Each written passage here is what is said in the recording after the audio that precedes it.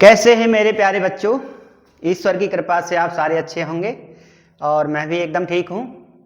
और आज कक्षा 7 में जो परिमेय संख्या वाला पाठ है उसको हम स्टार्ट करने वाले हैं। परिमेय संख्याएं क्या होती हैं और उसके साथ साथ अपरिमेय संख्याएं क्या होती हैं और इसके अलावा उसके बहुत सारे क्वेश्चन हम 1 बाय 1 करके चलते रहेंगे। शुरुआत करते हैं और जिस प्रकार हम जीने पे चढ़ते हैं ऐसे ही हम धीरे धीरे इसके सारे कॉन्सेप्ट को समझेंगे। तो जब हम परिमेय संख्याओं की बात करते हैं तो परिमेय संख्याओं को समझने से पहले संख्या पद्धति के अंतर्गत हमें कुछ चीज़ों को, कुछ टर्म को समझना होता है और उसको समझना हमारे लिए बहुत ज़रूरी भी है। ठीक है बच्चों, तो उसमें सबसे पहली जो परिभाषा आती है जो क्लास 6 में आपने पढ़ी हुई थी वो है हमारी प्राकृत संख्याओं की। किसकी है? प्राकृत संख्याओं की। तो सबसे पहली वाली जो हम परिभाषा पढ़ने वाले हैं वो है हमारी प्राकृत संख्या। क्या होती हैं प्राकृत संख्याएं? ठीक है बच्चों, देखते हैं क्या हो सकती हैं। तो जैसे आपसे एक बच्चे को क्लासरूम में खड़ा किया जाए और खड़ा करने के बाद उससे कहा जाए कि क्लासरूम में जितने बच्चे हैं उनको गिन के बताइए, तो बच्चा गिनना शुरू करेगा 1 2 3 4 5 6 7 8। ठीक है। कभी आपकी असेंबली में जब प्रार्थना होती है सुबह तो आपके सर कह देते हैं कि बच्चों को गिन के बताइए 1 2 3 4 5 6 7 8 9 10, गिनना शुरू कर देते हैं। रास्ते में आते जाते भी बहुत सारी चीज़ें हमें मिलती हैं, गिनना स्टार्ट कर देते हैं। अपनी उंगलियों को गिनना स्टार्ट कर दे सकते हैं हम 1 2 3 4 5 6 7 8 9 10। ठीक है। कभी कभी हमारी जो उंगलियां हैं इन उंगलियों को हम जोड़ और घटा के लिए गिनने के लिए प्रयोग करते हैं। तो जैसे एक उंगली के अंदर हमारे कितने भाग होते हैं? 3 भाग होते हैं। तो 1 2 3 4 5 6 7 8 9 10 11 12 13 14 15 16 17 18 19 20 21 22 23 24 25 26 27 28 29 30 तक की गिनतियाँ हम इस प्रकार से गिन सकते हैं और भी बहुत सारी चीज़ों को हम प्रयोग में ले सकते हैं।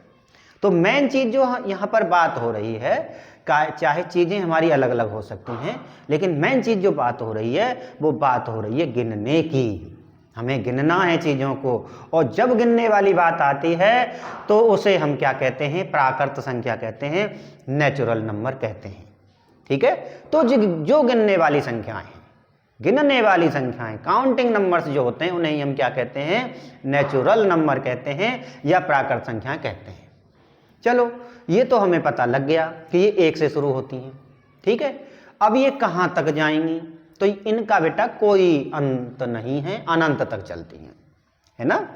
पेड़ के पत्ते गिनने लग जाएं, सिर के बाल गिनने लग जाएं, आसमान में जो तारे हैं उनको गिनने लग जाएं, तो ये सारी संख्याएं क्या हैं? अनंत ही तो हैं, कभी खत्म थोड़ी होंगी। तो देखिए गिनने वाली संख्याओं को, ठीक है, यहाँ से हमने लिखा गिनने वाली संख्याओं को हम क्या कहते हैं? संख्याओं को हम प्राकृत संख्या कहते हैं। प्राकृत कह देते हैं, कभी कभी ये प्राकृतिक आ जाता है, नेचुरल नंबर हो जाता है। ठीक है। तो उससे परेशान होने वाली कोई भी बात नहीं है। उदाहरण दिया 1 2 3 4 5 6 7 8 9 10 11। ठीक है। 11 मैंने अनिवार्य रूप से लिखा है क्योंकि ये मुझे समस्या बहुत दिखाई देती है बच्चों में कि जब मैं पूछता हूँ कि सबसे बड़ी प्राकृतिक संख्या बताइए तो बच्चे बता देते हैं 10 है। तो सबसे बड़ी 10 कैसे हो सकती है? गिनने वाली संख्या क्या 10 तक ही होगी? नहीं, अनंत तक होती है। ठीक है। तो सबसे छोटी जो हमारी प्राकृतिक संख्या है, देखिए यहाँ से, तो जो सबसे छोटी हमारी प्राकृतिक संख्या होती है वो क्या है बताओ? जब गिनने की शुरुआत 1 से करते हैं तो सबसे छोटी 1 ही होगी। सबसे बड़ी की बात करते हैं तब, तो सबसे बड़ी प्राकृत संख्या क्या होगी बताइए? तो वो अनंत होगी, उसका कोई अंत नहीं होता है। ठीक है। उसे हम ज्ञात नहीं कर सकते हैं। पहली परिभाषा हमारी हो गई है और दूसरी परिभाषा हमारी किसकी है? पूर्ण संख्या की है। बहुत सारे बच्चे इसमें बड़े कन्फ्यूज रहते हैं कि प्राकृत संख्या क्या है, पूर्ण संख्या क्या है, लेकिन मेरे ख्याल से आप इस वीडियो को देखने के बाद कोई समस्या फील नहीं करेंगे, ठीक है, ऐसा मेरा विश्वास है। तो देखिए पूर्ण संख्या की बात कर रहे हैं हम। प्राकृत संख्या को तो हम समझ चुके हैं कि एक से लेके अनंत तक चलने वाली संख्याएं, ठीक है। अब एक से लेके अनंत तक चलने वाली संख्याएं हैं, ठीक है, एक बैग के अंदर हमने भर दी हैं, उसमें एक संख्या हमने 0 और डाल दी, ठीक है। तो अब उसका नाम क्या हो जाएगा, पूर्ण संख्या हो जाएगा। कहने का मतलब ये है कि जो प्राकृत संख्याएं होती हैं, प्राकृतिक संख्याएं होती हैं, उनके समूह में अगर 0 को मिला दिया जाता है तो वो क्या कहलाती हैं, हमारी पूर्ण संख्याएं कहलाती हैं। बहुत सिंपल है, लिख देंगे प्राकृतिक, चलो प्राकृतिक संख्याओं के समूह में, ठीक है, प्राकृतिक संख्याओं के समूह में जब शून्य मिला दिया जाता है, जब शून्य मिला दिया जाए, ठीक है, मिला दिया जाए, तब पूर्ण संख्या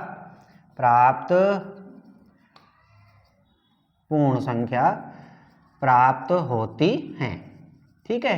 उदाहरण की बात कर लीजिए, उदाहरण की बात करेंगे तो भैया बस 0 बढ़ गया, 0 से शुरू होगा भी, है ना, 0 1 2 3 4 5 6 7 8 9 10 11 12 और इसी प्रकार ये अनंत तक चलता रहेगा। इसमें अगर हम बात करते हैं कि सबसे छोटी संख्या, है ना, कौन सी, पूर्ण संख्या, इस चीज का ध्यान रखना, सबसे छोटी पूर्ण संख्या क्या होती है, 0 होती है। और इसी प्रकार सबसे बड़ी, है ना, सबसे बड़ी पूर्ण संख्या क्या होगी, अब आपका उत्तर आ गया होगा, क्या होगी, अनंत होगी, जिसे हम ज्ञात नहीं कर सकते हैं।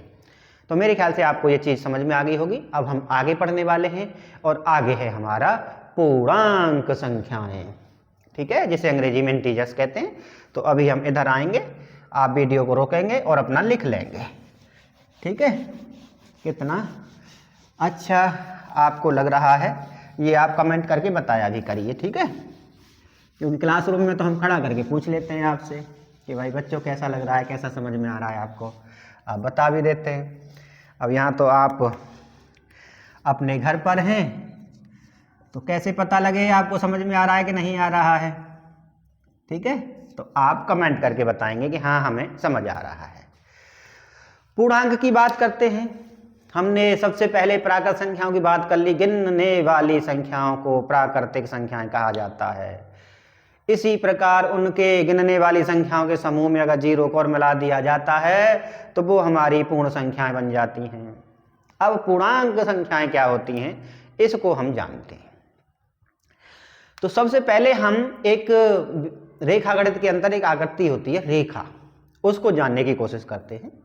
तो जैसे मान लीजिए एक हमने पतला सा धागा लिया, ऐसे टाइट कर दिया बिल्कुल, ठीक है, तो ये एक रेखा का छोटा उदाहरण हो सकता है।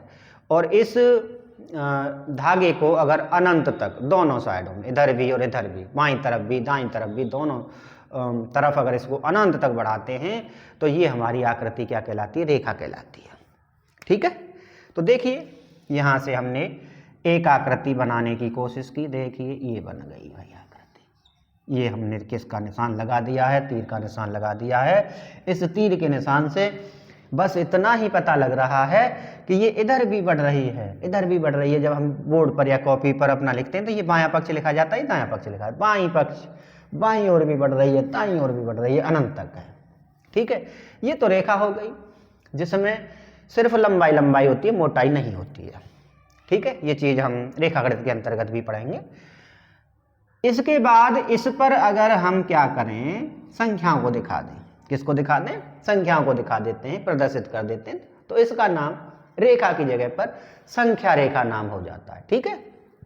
तराजू होता है, तराजू बीचों बीच से देखते हैं तो इधर भी बराबर है, इधर भी बराबर है, तो बीचों बीच में हमने क्या कर दिया 0, इधर भी उतनी ही संख्याएं, इधर भी उतनी ही संख्याएं, बीच में 0 है, ठीक है। अब एक साइड में इसमें होती हैं धनात्मक संख्याएं, 1 2 3 4 5 6, ये 7, ये 8, ये 9 और ये क्या हो गया 10 हो गया। इसी प्रकार ये कहाँ तक चलेगा, अनंत तक चलेगा। ठीक है, समझ में आ गया। इसके बाद यहाँ -1 है, ये -2 है, ये -3 है, इसी प्रकार ये -4 है, -5 है, -6 है। ठीक है, समझ आ रहा है सभी बच्चों को। -7 है, -8 है, -9 है, अनंत तक बढ़ता रहता है। और ये -10 और इसी प्रकार इधर वाली जो संख्या है लास्ट में माइनस वाली संख्याएं हैं, इसलिए हम इसको माइनस अनंत से लिख देते हैं। ठीक है, समझ आ गया सभी बच्चों को। ठीक है, ये चीज है। अब इसमें हम जो बात आज करने वाले हैं वो है हमारी पूर्णांक संख्याओं की। किसकी है? पूर्णांक संख्याओं की, कि क्या होती हैं पूर्णांक संख्याएं। तो इसमें क्या है कि जैसे प्राकृतिक संख्याओं की बात हम जब करते हैं तो गिनने वाली संख्याएं जो हमारी 1 से लेकर अनंत तक होती हैं, इनको हम क्या कहते हैं? प्राकृतिक संख्याएं कहते हैं। 0 और मिला दी जाती है, पूर्ण संख्या बन जाती है। ठीक है, इसके बाद जो हमारी प्राकृतिक संख्याएं हैं, ठीक है, जो हमारी प्राकृतिक संख्याएं हैं उन संख्याओं के आगे, प्रत्येक के आगे माइनस लगा देते हैं या ऋणात्मक वाली संख्याएं हो जाती हैं, तो उसको हम एक संख्या रेखा पर दिखा देते हैं और दिखाने के बाद इन्हीं सारी संख्याओं के समूह को क्या कहा जाता है? पूर्णांक संख्याएं कहा जाता है। ठीक है, प्राकृतिक संख्याएं शून्य और समस्त प्राकृतिक संख्याएं ऋणात्मक निशान के साथ में जब आती हैं तो उन्हीं हम संख्याओं को क्या कहते हैं? पूर्णांक संख्याएं कहते हैं। ठीक है, समझ में आ गया होगा सभी बच्चों को। तो ये सारी संख्याएं आपकी क्या हैं? पूर्णांक संख्याएं होती हैं। इसमें एक तरीके से 3 कैटेगरी में इसको हम डिवाइड कर सकते हैं। धनात्मक संख्याएं, शून्य और कौन सी हो जाएंगी? ऋणात्मक संख्याएं हो जाती हैं। अब पूर्णांक की हम परिभाषा देते हैं। ठीक है, तो ऐसे दे सकते हो आपके समस्त धनात्मक संख्याएं, समस्त ऋणात्मक संख्याओं, शून्य को मिलाकर जो समूह प्राप्त होता है उसे हम पूर्णांक संख्याएं कहते हैं। ठीक है, लेकिन ऋणात्मक और धनात्मक संख्याएं आपकी दशमलव में भी आ सकती हैं, बट्टे में भी आ सकती हैं। ठीक है, तो थोड़ा सा अलग तरीके से लिखने की कोशिश करते हैं। आप परेशान बिल्कुल भी मत होना, समझ में आपकी में आ गया है। और परिभाषा कभी एग्जाम में पूछी भी नहीं जाती है। जो पूछा जाता है वो कॉन्सेप्ट से पूछा जाता है, अवधारणा से पूछा जाता है। ठीक है, और समझ में आना चाहिए आपको अवधारणा क्या है। तो समस्त प्राकृत संख्याएं, ठीक है, समस्त प्राकृत संख्या, कोमा क्या लगा दिया? शून्य। ठीक है, और समस्त प्राकृतिक संख्याएं, ठीक है, समस्त प्राकृत संख्या ऋणात्मक, ठीक है, ऋणात्मक निशान के साथ, निशान के साथ के समूह को, ठीक है, के समूह को ही हम क्या कहते हैं? पूर्णांक कहते हैं। के समूह को ही पूर्णांक संख्याएं कहते हैं। ठीक है, देखो समस्त धनात्मक संख्याएं, समस्त धनात्मक संख्या, ठीक है, इसको लिख देंगे प्राकृत संख्याएं भी होती हैं। ठीक है, नंबर 2 पर क्या आ गया? शून्य आ गया। और नंबर 3 पर आ गई आपकी समस्त ऋणात्मक संख्याएं। ठीक है, समस्त ऋणात्मक संख्या। और इन समस्त ऋणात्मक संख्याएं जो हैं प्राकृत संख्या के, है ना, इस चीज का ध्यान रखना है, प्राकृत संख्या का ऋणात्मक, ठीक है, ऋणात्मक निशान के साथ आती है। कन्फ्यूज नहीं होना है, बस मैं ज़्यादा से ज़्यादा एक्सप्लेन करने की कोशिश कर रहा हूँ। बहुत सरल चीज़ है, ज़्यादा कठिन चीज़ नहीं है ये। कभी कभी समझाने के तरीके से कोई चीज़ सरल तो होती है लेकिन वो कठिन बनती चली जाती है, तो आपको परेशान होने की बिल्कुल भी आवश्यकता नहीं है। बस समझ लो, ये जो संख्या रेखा पर दिखाया गया है यही हमारी सारी संख्याएं क्या होती हैं? पूर्णांक संख्याएं होती हैं। समझ आ गया होगा सभी बच्चों को। अब यहाँ से जो चीज़ हम समझने वाले हैं उस चीज़ को आप ध्यान से देखिए। यहाँ से हम ऐसे चल रहे हैं, 10 के बाद 9 पर आ गए हैं, 9 के बाद 8 पर आते जा रहे हैं, संख्याओं के जो मान हैं वो कम होते जा रहे हैं। ठीक है, इधर एक चलना शुरू करते हैं तो ये 9 पर आगे, 7 पर आगे, 6 पर आगे संख्याओं के जो मान हैं कम होते जा रहे हैं। यहाँ से हमें क्लियर पता लग रहा है कि इधर वाली संख्या बड़ी है और इसके आगे वाली संख्या कैसी होगी, छोटी होगी। तो यहाँ से देखते हैं हम, एक हमारा इधर पड़ रहा है, 0 हमारा इधर पड़ रहा है, तो 1 बड़ा होगा कि 0 होगा, बताइए। तो 1 उधर पड़ रहा है तो क्या होगा, 1 ही बड़ा होगा। तो यहाँ से हम 3-4 चीजें लिखेंगे। हमने लिखा सबसे छोटा, ठीक है, सबसे छोटा धनात्मक पूर्णांक जो होता है वो क्या होता है, 1 होता है। और सबसे बड़ा धनात्मक पूर्णांक क्या होगा, बताओ। तो सबसे बड़ा धनात्मक पूर्णांक की बात करते हैं तो वो कहाँ होगा, अनंत पर होगा। ठीक है, 0 पर आ गए। अब यहाँ से हमारी शुरू हो जाती हैं ऋणात्मक संख्याएं। अब यहाँ पर मुझे आप एक चीज बताओ, एक संख्या 0 है और एक संख्या हमारी क्या है, -1 है। अब इसमें कौन सी बड़ी होगी, तो इसमें कौन सी संख्या बड़ी होगी, इसका पता लगाने के लिए बस आपको ये देखना है कि संख्या रेखा पर कौन सी संख्या इधर साइड में है। अपनी बोर्ड और कॉपी के अनुसार ये बाईं साइड होती है, लेफ्ट हैंड साइड ये हमारी राइट हैंड साइड होती है। राइट हैंड साइड में कौन सी संख्या है, जो राइट हैंड साइड में होगी वही बड़ी होती है, ये चीज ध्यान रखना है। तो यहाँ पर देखने पर ये 0 हमारी इधर साइड में है, -1 इधर है। इधर चलने पर मान संख्या के क्या हो रहे हैं, कम हो रहे हैं। तो जब 0 बड़ी है तो सीधी सी बात है, इधर हम निशान 0 की तरफ लगा देंगे, बड़े वाला निशान। ये जानते हो आप कि जो संख्या बड़ी होती है उसकी तरफ इस तरीके से निशान को हम खोल देते हैं। ठीक, अब चलो आ गई हमारी ऋणात्मक संख्याएं। तो ऋणात्मक संख्याएं यहाँ से शुरू हो रही हैं, पूर्णांक ऋणात्मक संख्या -1 से शुरू हो रही हैं। अब इसमें हम अगर ज्ञात करें कि सबसे बड़ा हमारा जो ऋणात्मक पूर्णांक है वो क्या होगा, और सबसे बड़े के साथ साथ सबसे छोटा ऋणात्मक पूर्णांक क्या होगा। ठीक है, ऋणात्मक पूर्णांक क्या होगा ये और हमें पता लगाना है। तो जब -1 से शुरू हो रही है ऋणात्मक संख्याएं, इसके बाद इधर आगे चलते जाएंगे, इधर वाली संख्या क्या होती है, बड़ी होती है। तो -1 से तो शुरू हो रही है ऋणात्मक संख्या, तो -1 हमारी कैसी होगी, सबसे बड़ी ऋणात्मक संख्या होती है। सबसे बड़ा ऋणात्मक संख्या पूर्णांक होता है। ये चीज बच्चे बहुत कंफ्यूज रहते हैं, इस चीज को आप ध्यान रखना। और सबसे छोटे की बात करते हैं तो सबसे छोटा तो वहाँ अनंत पर कहीं होगा, तो इसलिए इसको -अनंत के द्वारा हम दिखा देते हैं। 3 परिभाषाओं को हमने बड़े अच्छे ढंग से समझ लिया है। इसके तुरंत बाद हमारी परमेय संख्या आएगी, लेकिन वीडियो की लेंथ हम छोटी रखेंगे, इसलिए आज के लिए इतना ही। अगले पार्ट में आप जानेंगे परमेय संख्या, अपरमेय संख्या क्या क्या होती हैं, और फिर धीरे धीरे हम समतुल्य परमेय संख्याएं और परमेय संख्याओं के बीच में संख्याएं, संख्या रेखा पर परमेय संख्याओं को दिखाना, ये सारी चीज़ें एक एक करके हम पढ़ते रहेंगे। आज के लिए धन्यवाद।